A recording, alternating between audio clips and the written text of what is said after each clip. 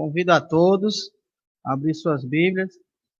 Livro do profeta Ageu, capítulo 2, a partir do versículo 1.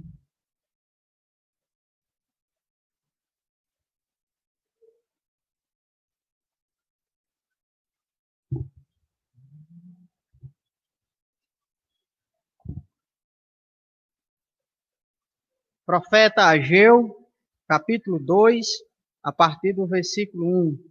Versículo 1 ao versículo 9.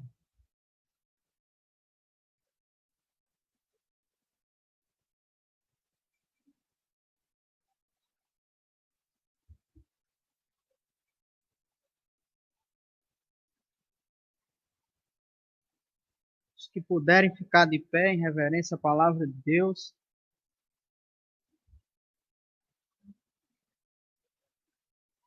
A partir do versículo 1, capítulo 2, Ageu, capítulo 2, a partir do versículo 1. Diz assim a palavra de Deus.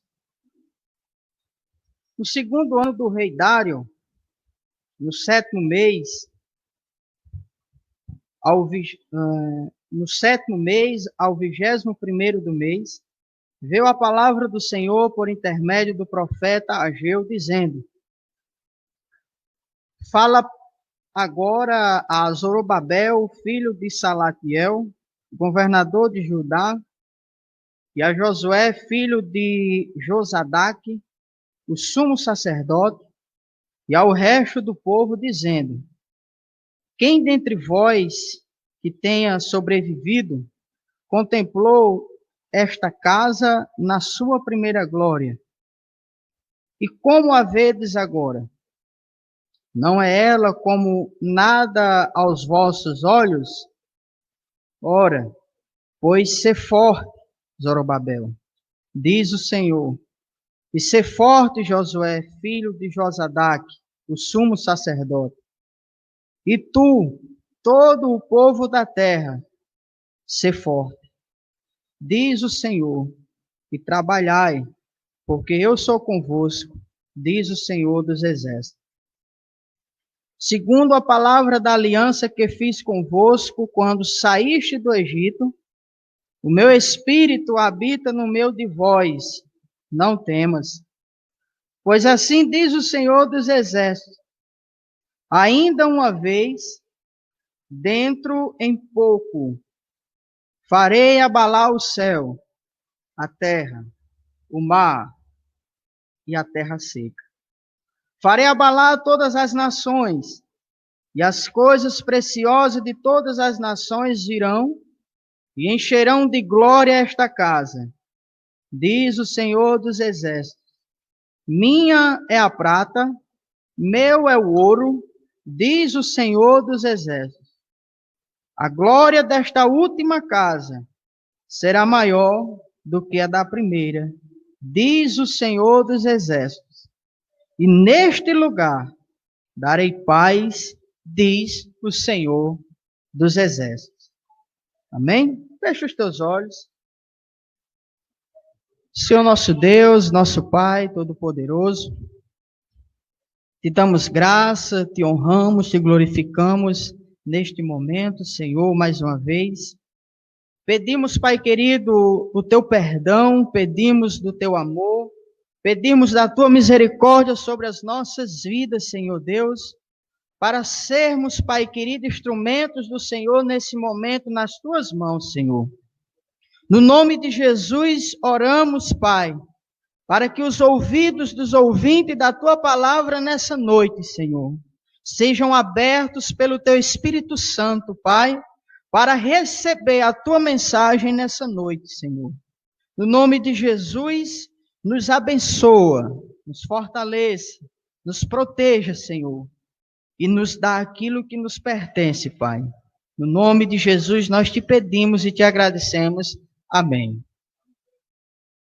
O texto que nós acabamos de ler nessa noite, né, ele é um texto bastante conhecido, né, principalmente o versículo 9, onde fala da glória da segunda casa, que será maior do que a da primeira. E é interessante quando o profeta Ageu, ele começa a trazer a mensagem do Senhor, a trazer a reflexão, aquilo que Deus colocou no seu coração. É interessante que quando o profeta Ageu, ele vai transmitir a palavra de Deus, a forma como ele se expressa é muito similar aos dias de hoje. Até parece que o profeta Ageu escreveu este livro algumas semanas atrás. Até parece que nós estamos lendo o informativo da semana passada, ou até mesmo o jornal de amanhã. Porque o profeta Ageu, quando ele vai fazer referência à nova casa de Israel, o novo templo de Israel, ele faz uma pergunta. Tem alguém aí ainda que sobreviveu para ver o que Deus fez nos dias de hoje? Nós sabemos que naquele tempo, naquele período da escravidão de Israel, muitos profetas, sacerdotes, filhos de profetas, homens de Deus, perseguidos, eles até chegaram à morte. Pelo longo período de escravidão que Israel passou, muitos que já eram velhos até chegaram a morrer por causa de sua velhice. Aí o profeta Ageu, ele indaga. Tem alguém aí ainda que sobreviveu? Tem alguém aí ainda para ver a maravilha de Deus, a graça de Deus, a glória de Deus, a manifestação de Deus? Eu faço a mesma pergunta. Tem alguém aí que sobreviveu?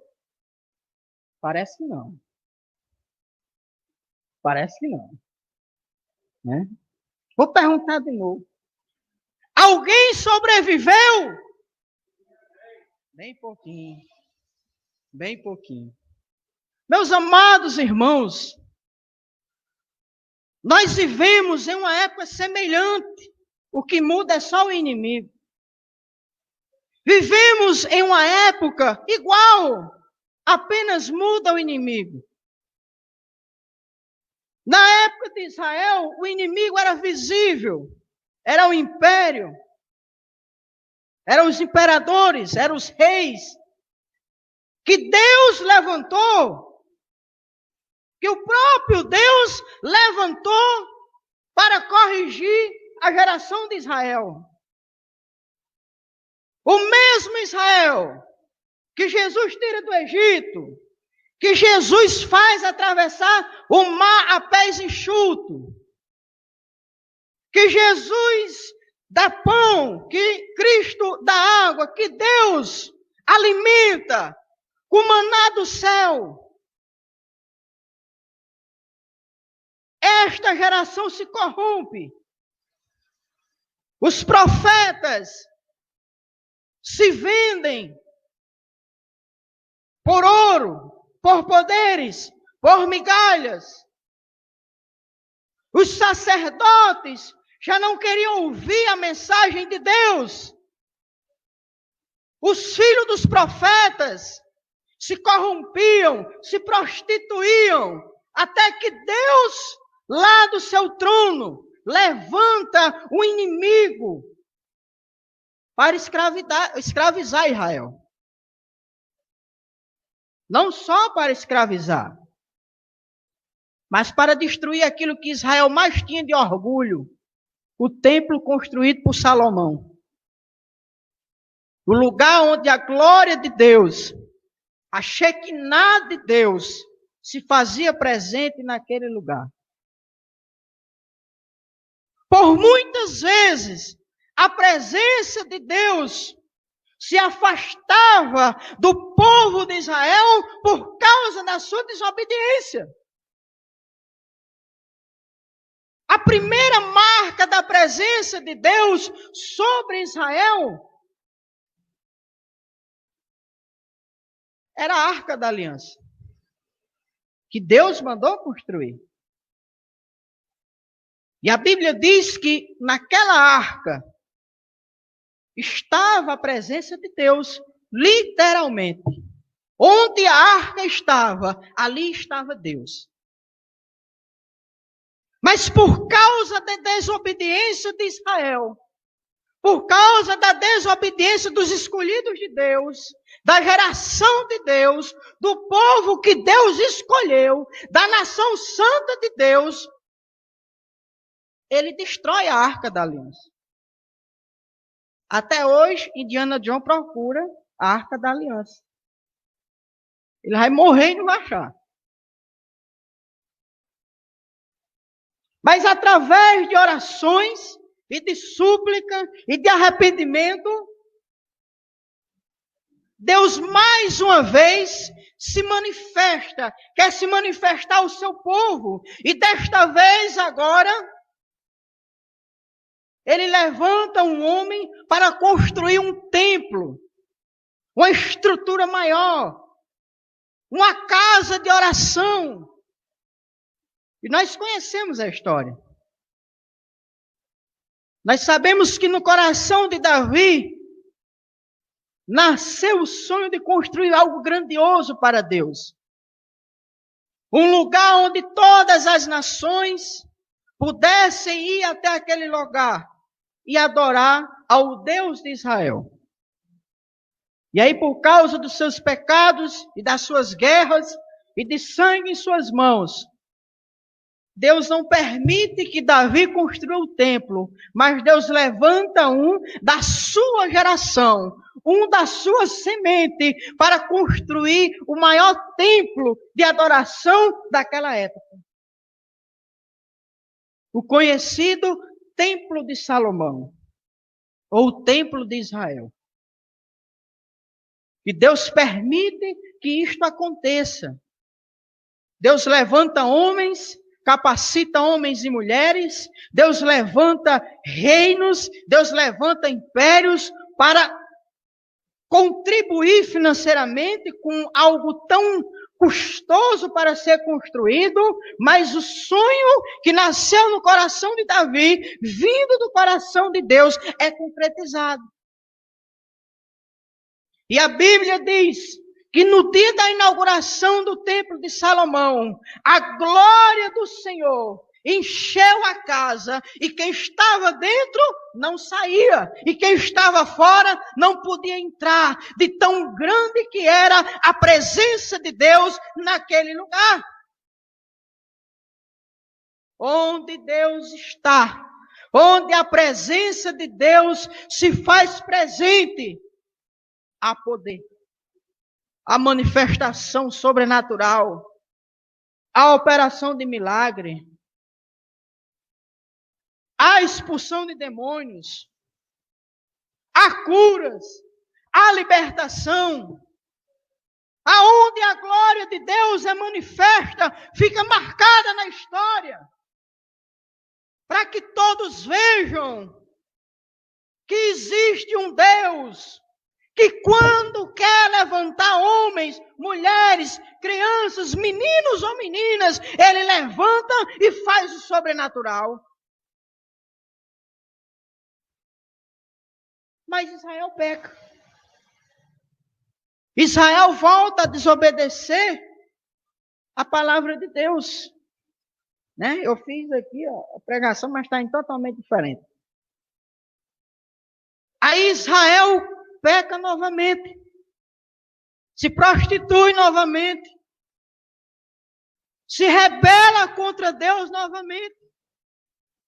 E novamente Deus tira a sua glória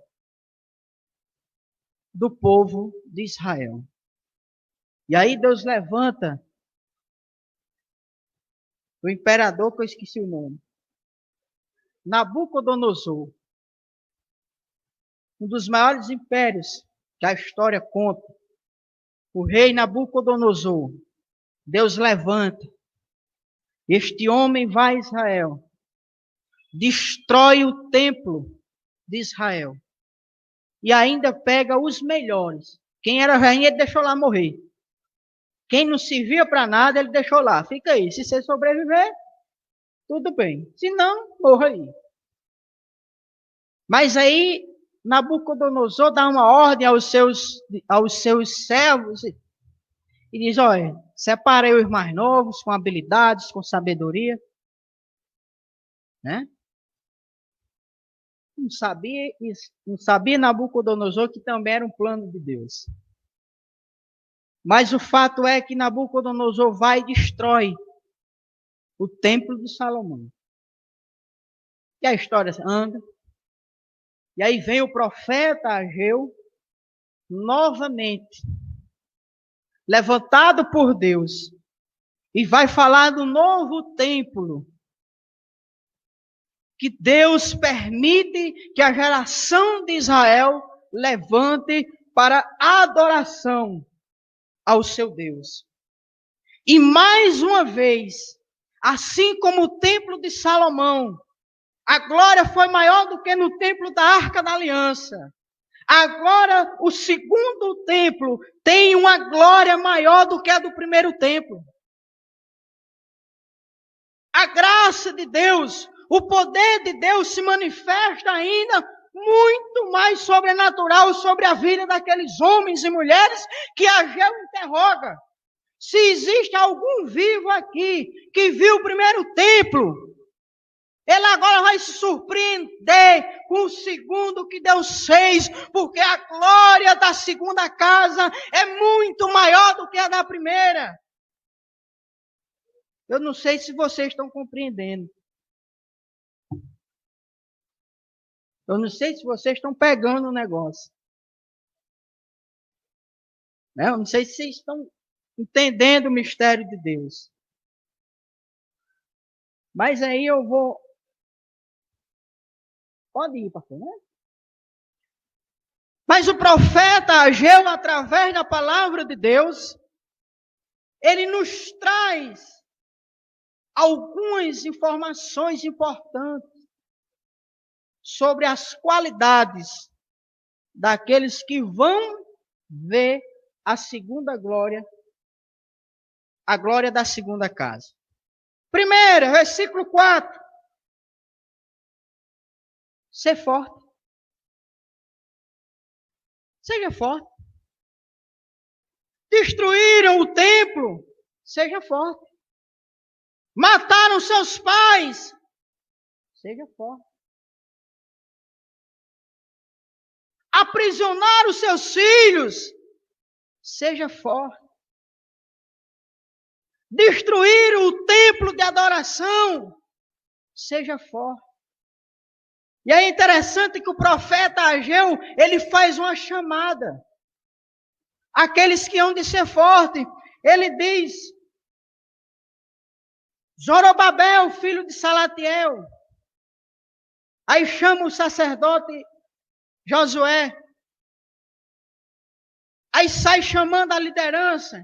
Aí vai chamando um por um, citando o nome. Aí no final diz, todos. Não é só liderança.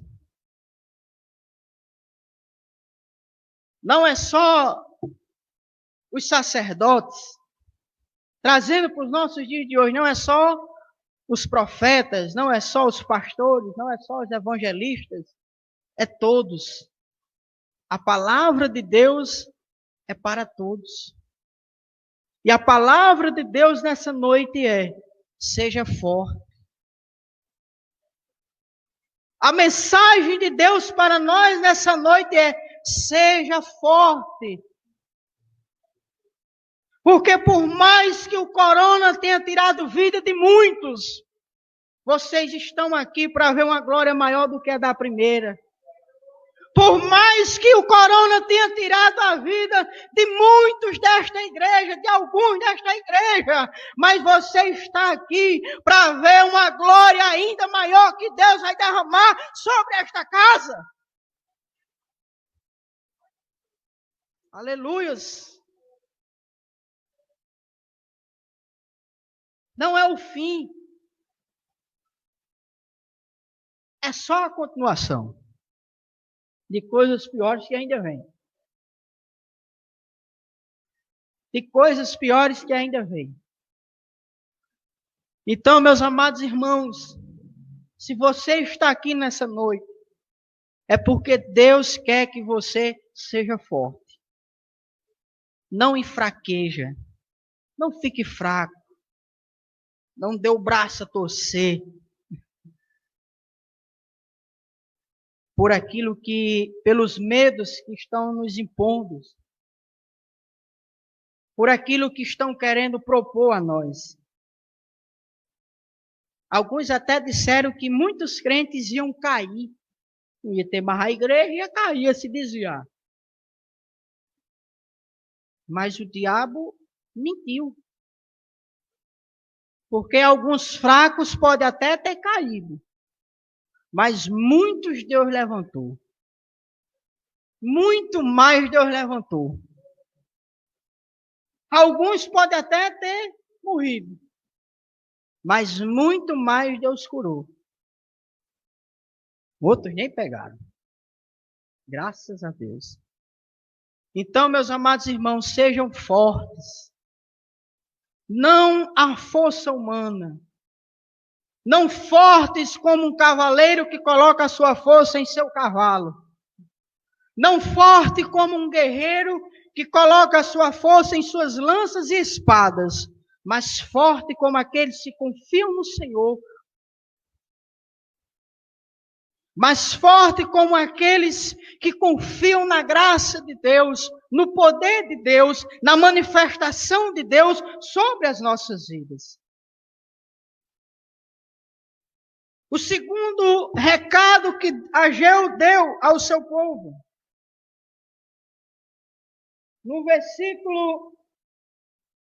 ainda no versículo 4, trabalhai. Trabalhar, hein? Trabalhar e orar, né? Na seara e na vinda do Senhor. Quero eu cantar e orar, e ocupado eu quero estar, sim, na vinda do Senhor. Não pare. Não pare. A igreja fechou, mas a internet abriu as portas. As portas do templo que cabia no máximo 100 pessoas fechou. Mas a internet abriu uma porta que cabe milhões e milhões e milhões e milhões de pessoas.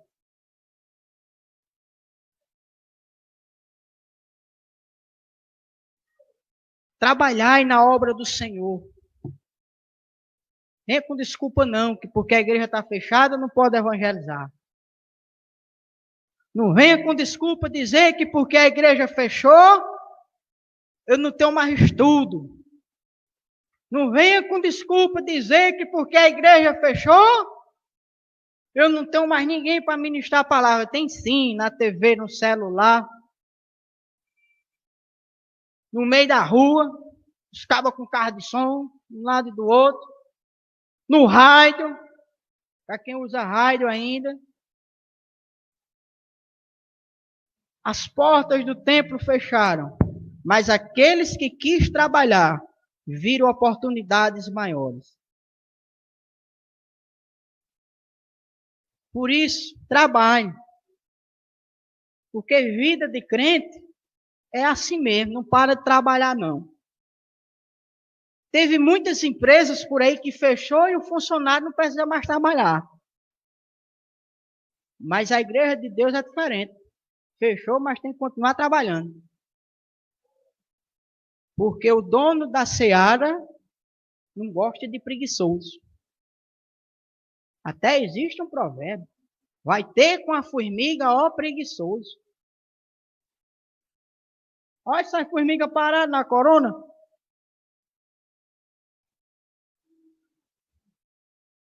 Olha se quando a formiga vê o inimigo na sua frente, elas deixam para sua fileirazinha atrás do seu alimento.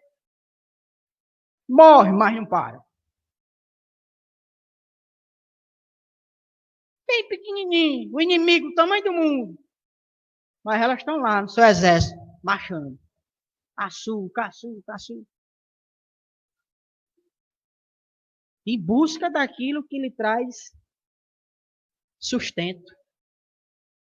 Em busca daquilo que lhe traz vida. E a igreja tem algo que lhe traz vida. Se chama evangelho. Igreja sem evangelho é morta. Igreja sem trabalhar é defunto. Igreja tem que trabalhar. Crente trabalha mais que descrente. Porque trabalha em casa, trabalha no trabalho constitucional, mas trabalha na igreja também. Porque o dono da obra mandou. O dono da obra ordenou. Ide por todo mundo, pregar o evangelho a toda criatura. Quem crê e for batizado será salvo. Quem não crê será condenado.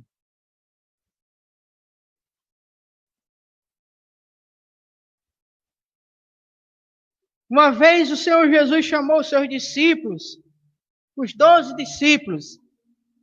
Mateus capítulo 10, versículo 1 e disse: chamando os seus 12 discípulos, deu-lhes poder sobre os espíritos imundos, para os expulsarem e para curarem toda enfermidade e todo mal.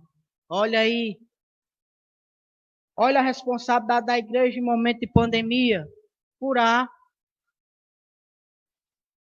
Olha o tamanho da responsabilidade da igreja em tempo de pandemia. Botar a mão em cima do enfermo e o enfermo ser curado. Está vendo que crente não para?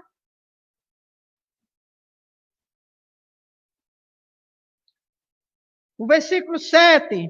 E indo, pregai dizendo: é chegado o reino dos céus. Curai os enfermos, limpar os leprosos, ressuscitar os mortos, expulsar os demônios. De graça recebestes e de graça dastes. Destes, ou de graças dai. A igreja de Jesus, ela não para. A igreja de Cristo, a igreja do nosso Salvador, ela não para, ela não pode parar. Porque se ela parar, o inimigo domina. Porque o diabo, nosso adversário, ele não para. Ele está 24 horas trabalhando, querendo tragar as nossas vidas. Quando nós paramos de trabalhar, o inimigo vem e derruba. Derruba. Parou, derruba. Não tem gente que diz que no mercado de trabalho atual, se não estiver atualizado, fica fora?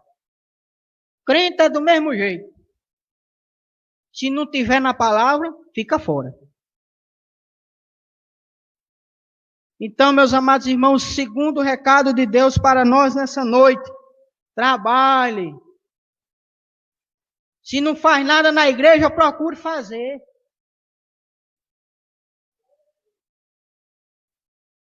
Não precisa de carro. Nem precisa de carro. Né, pastor? Nem precisa de carro. É só querer. Porque tem vaga. Tem vaga, pastor? Tem vaga. É uma vaga boa para vocês. E Tiago, ele nos traz a recompensa. Tiago diz assim: sabia que aquele que fizer converter do erro, do seu caminho, um pecador, salvará da morte uma alma e cobrirá uma multidão de seus pecados? É coisa melhor que isso? Perdão de pecado? Só vai para o céu quem tiver pecado perdoado.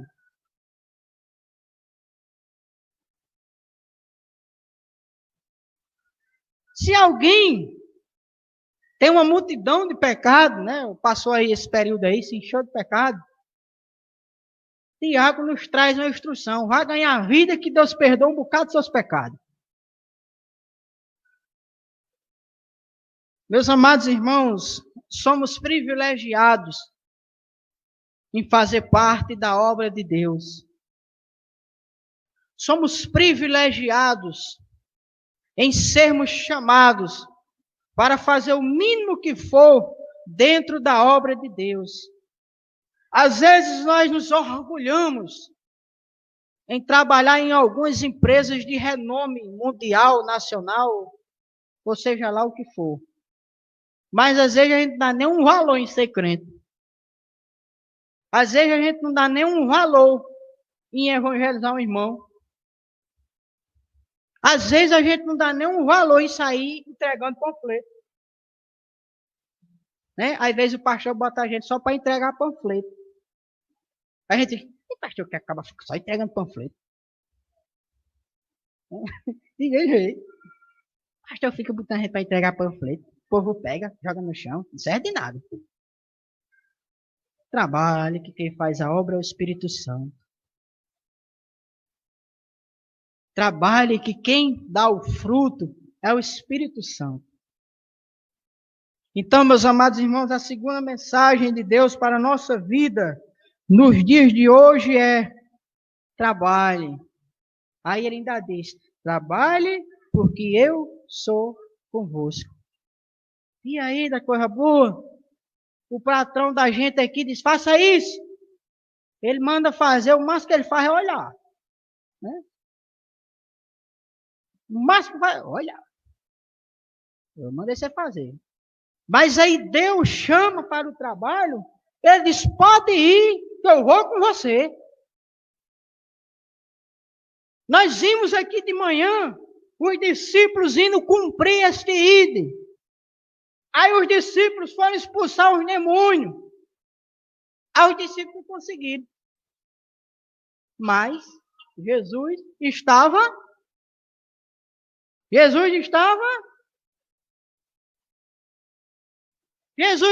lá, irmãos. E o que Jesus fez? Tirou o demônio. Sabe por que Jesus vai? Porque quando a gente não consegue, Jesus consegue. Quando a gente não faz, Jesus faz. Agora tem um problema. Quem foi engrandecido foi Jesus. Os discípulos levaram o nome de quê? De incrédulo. Homem de pouca fé. Tá vendo como é ruim fazer o negócio mal feito? O mundo julga. O mundo aponta o dedo. Ser crente igual a fulano. Fazer o que fulano faz. E BBB e bababá. O mundo julga. Seja forte, igreja. Trabalhai na obra do Senhor. Terceiro, aí vem a parte boa. Melhor ainda. O meu espírito habita no meio de vós. Não o meu. Né? Isso é Deus falando. O Espírito de Deus habita no meio da igreja. É por isso que a igreja trabalha. É por isso que mesmo em meio às circunstâncias, a igreja está trabalhando. Por quê? Porque nela habita o Espírito Santo de Deus. E o Espírito Santo de Deus é vida, O Espírito Santo de Deus é quem intercede por nós, é quem roga por nós, é quem transforma nossas vidas, é quem nos faz pregar, é quem nos faz entender a palavra, é quem nos faz ser curado, é quem nos faz curar, é quem nos faz libertar, é quem nos faz expulsar os demônios. É o Espírito de Deus. Não a nós. Não somos nós. Não é porque eu seja forte, não é porque eu saí para batalhar ou para trabalhar, é porque o Espírito de Deus é sobre as nossas vidas.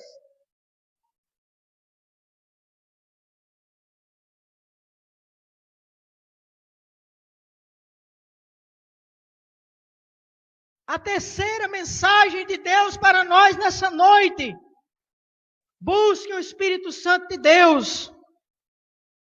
Porque o Espírito de Deus é para quem busca. Tem alguns casos que ele foi lá e se apossou. Mas o Espírito de Deus é para quem busca.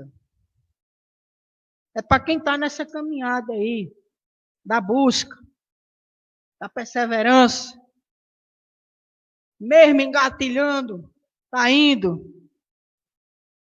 O Espírito de Deus habita no meio de nós. Isaías capítulo 66, do versículo 11 ao 14, diz assim: assim o seu povo parou para refletir sobre o passado. Moisés e sua geração foram lembrados. Onde está aquele que os fez caminhar através do mar, com os pastores do seu rebanho? Onde está aquele que entre o seu povo colocou o seu espírito? Aquele que esteve à mão direita de Moisés, socorrendo mediante seu glorioso braço, e que dividiu as águas diante de todos, a fim de que seu nome fosse lembrado por toda a eternidade, e conduziu sua gente através das profundezas. Como o cavalo galopando em campo aberto, eles não tropeçaram. Como o gado que desce para o vale, assim o Espírito do Senhor os conduziu para o repouso. Assim guiaste o teu povo, fazendo para ti nome glorioso. Sabe por que o nome de Moisés é lembrado até os dias de hoje? Porque o Espírito de Deus era sobre a vida dele.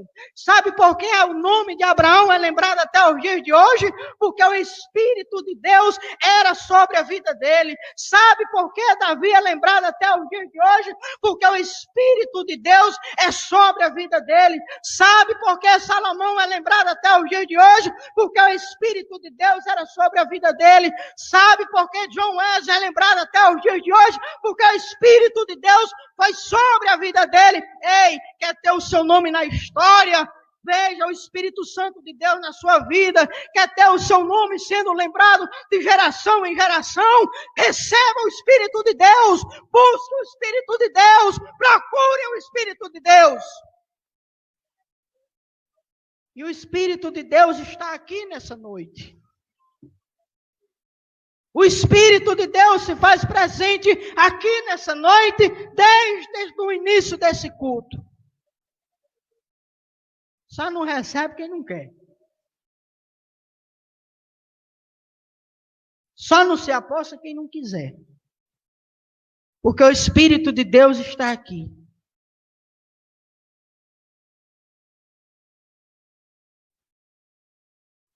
Está chegando o tempo de campanha, né?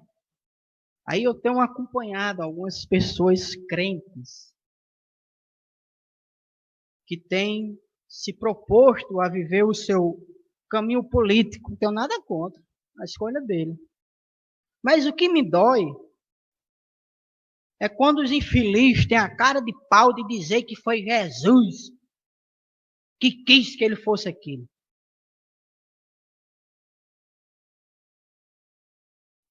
Meus amados irmãos, ainda tem a cara de pau dizendo, não, que Deus vai fazer história aqui, não sei o quê. O Espírito de Deus não se envolve com imundície. Deus não se mistura com corrupção. Deus não quer que os seus filhos saiam do seu ministério de proclamar a palavra de Deus para se envolver em um sistema corrupto, fajuta e sem futuro, onde quem domina é o Deus desse século. Eu não tenho nada contra com quem quer ser candidato, pode se candidatar. Tem livre e espontânea vontade. Pode até ser crente e se candidatar. Mas não venha subir em palanque e dizer que foi Deus que colocou você ali, não, porque qual é o risco de Deus derrubar você lá de cima? Porque é usando o nome de Deus em vão. Deus não lhe chamou para fazer parte de sistema mundano. Deus chamou você para fazer parte do reino de Deus. Deus não lhe chamou para fazer parte de um poder político humano. Deus chamou você para fazer parte de um poder celestial, onde Ele domina sobre o poder deste mundo. Nós, filhos de Deus, que temos o Espírito Santo de Deus, temos mais autoridade do que eles. Muito mais. Muito mais. Porque no dia que a gente conversar com o papai derruba. Muito mais. Tem muita gente que se acha, porque é juiz, estou acima da lei. Mas é só ter uma conversa com o papai derruba. Muita gente querendo poder terreno, querendo autoridade terrena. Mas a verdade é o que são escravos do sistema. São vermes que o sistema os transforma em nada. São homens e mulheres que, se estivessem na posição que Deus quer que eles estivessem, seria muito mais importante na sociedade.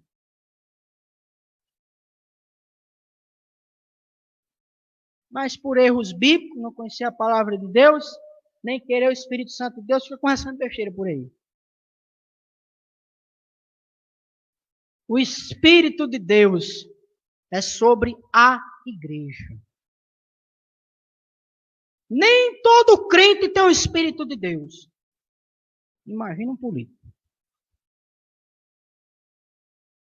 Nem todo crente, que todo dia vem para a igreja, lê a Bíblia todo dia, tem o Espírito de Deus.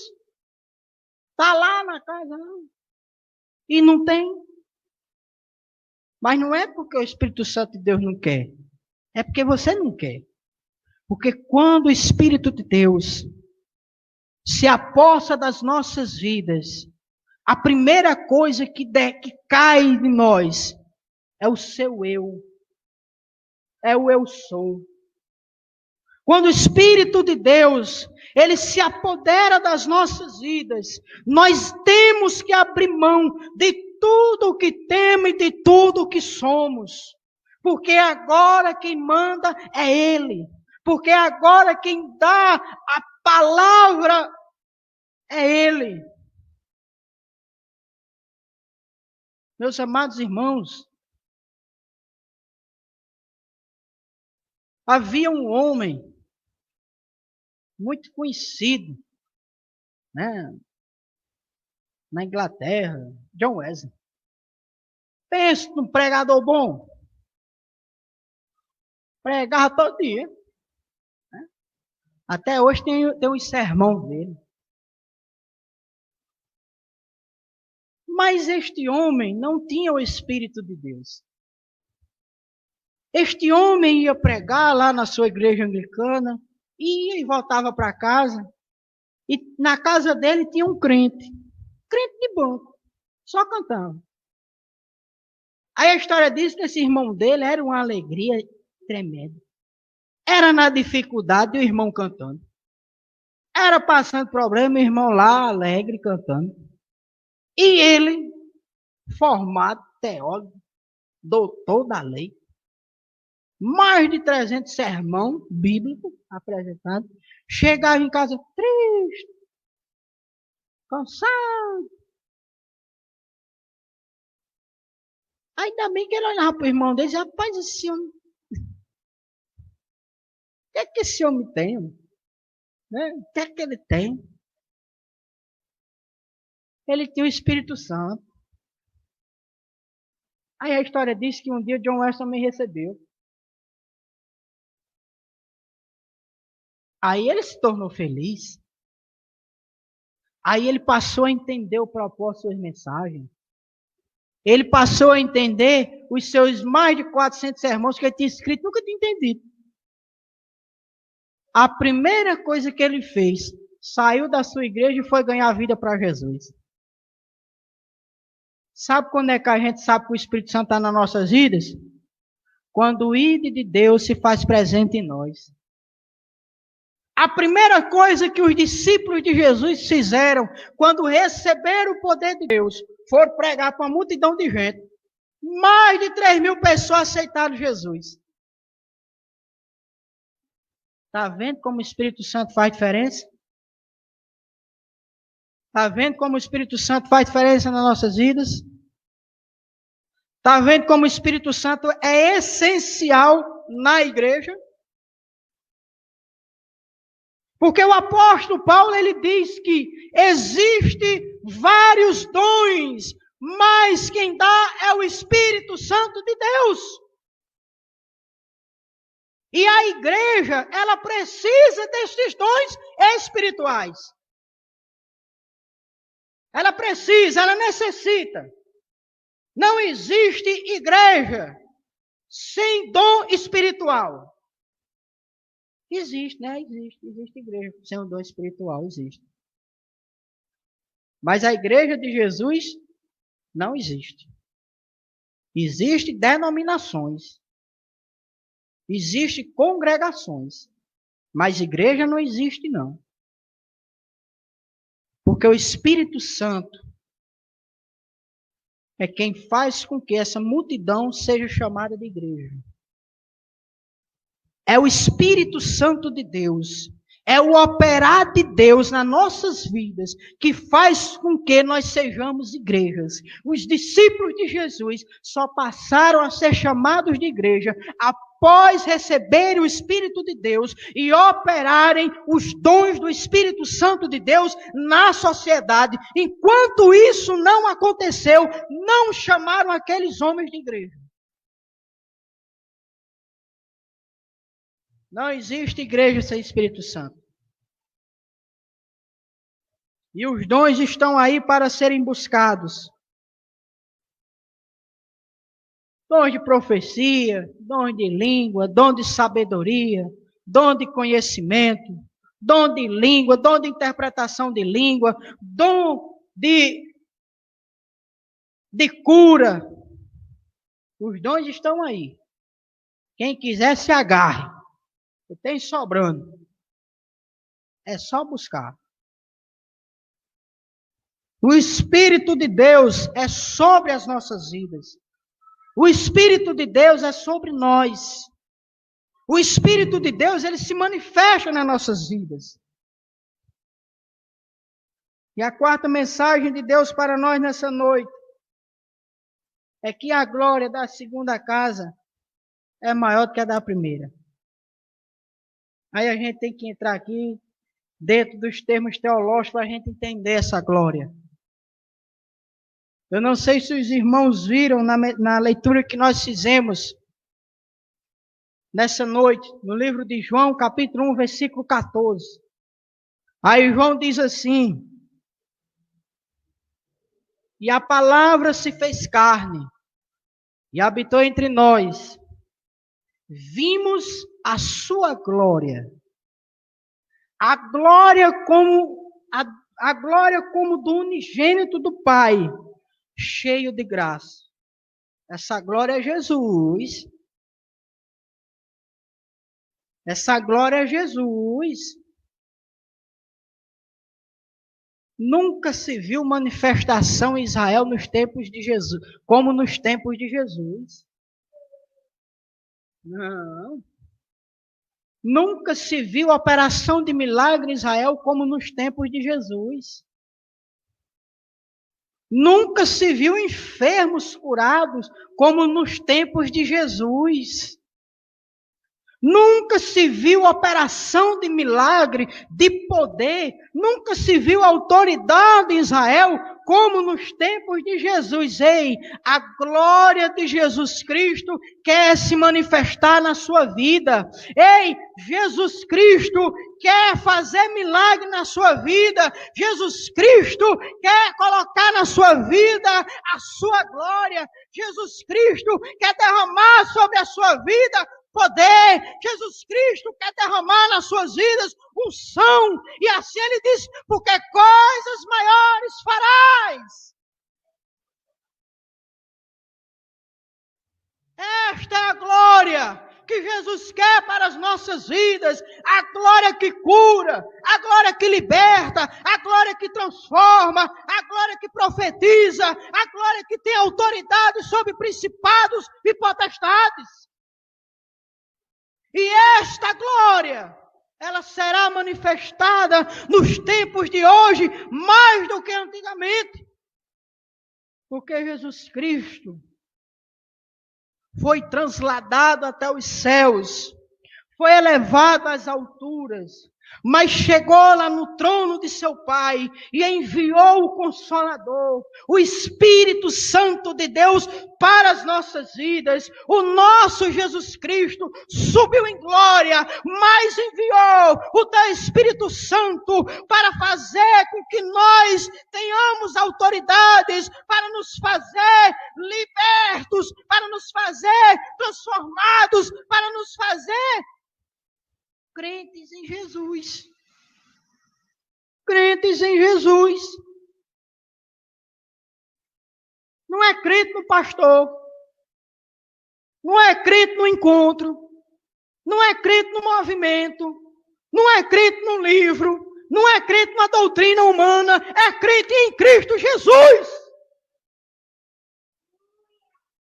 Porque foi Jesus que morreu.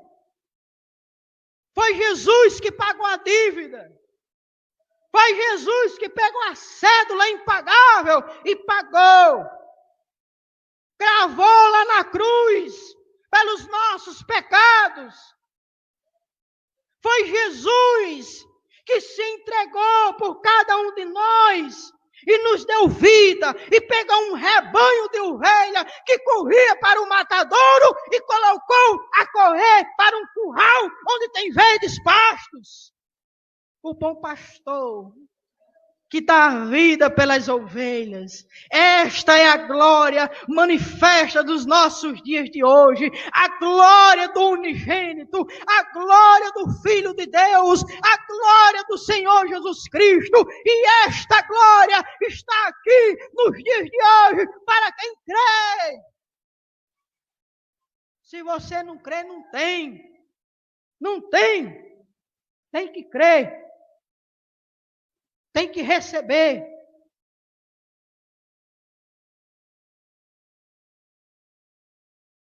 Meus amados irmãos, eu vou ter que encerrar. Amém? Que esta palavra fique nos nossos corações. Que a palavra de Deus nessa noite transforme as nossas vidas, para que a gente possa entender que sem Jesus não dá. Né? Igual o hino do 2, sem Jesus não dá. Que Deus abençoe.